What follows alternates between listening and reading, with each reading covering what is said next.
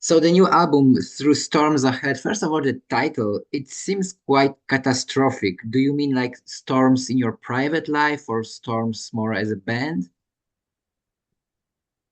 Um, well, I mean, I didn't write the song or choose that title based off of thinking about a band issue or anything like that. I wrote it just thinking about growth as an individual, and I think sometimes it's like those storms are needed.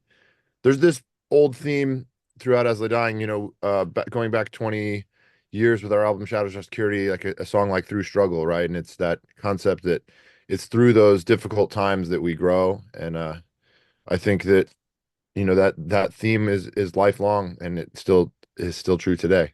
Yeah, and I think everybody can relate to whatever they're facing. It could be a personal issue, a band issue, whatever. There's a certain mindset we need to go into these events with, and a certain growth that comes out of them. Mhm. And I think it's one of your most aggressive albums. And were your emotions when you were working on this album?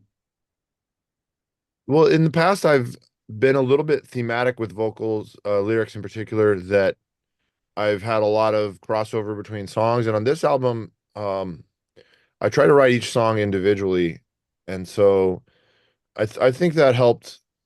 For me, it helped me create like a unique focus because I didn't write them all within a short period of time. They were all spread out over the last couple of years, and lyrically, I think the themes reflect that, and then instrumentally, I think that um, it helps with the diversity as well. And the lyrics seems very introspective. Like in a broken reflection, you sing, "Will I ever be content with what I see, or will my greatest oppressor always be me?"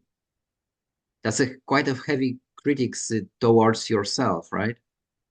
Yeah, I think that that's written from a place of I think a lot of people struggle with the way they view themselves, and they might not view themselves accurately. And there's this concept, and I'm not sure always how well it translates, but this concept of body dysmorphia, and I think that that's that's the mirror analogy there, I think fits body dysmorphia the most. But I think that in all kinds of areas of life, we tend to view ourselves inaccurately. But I think a very visual representation of that is, um, when a person is never satisfied with what they see, and it doesn't matter how great everything in their life is, because when they see themselves in the mirror, they're not happy.